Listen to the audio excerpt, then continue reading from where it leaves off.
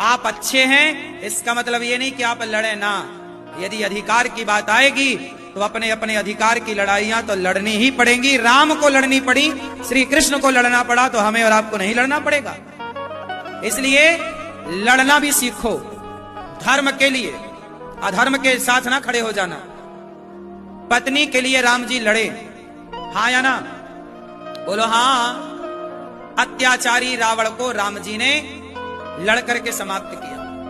तो आप लोग कहते नहीं जी लड़ना ना पड़े, लड़ना ना पड़े, अब कौन कोर्ट कचहरी करेगा, कौन नहीं। जी आप नहीं लड़ोगे तो आप परेशान और होगे।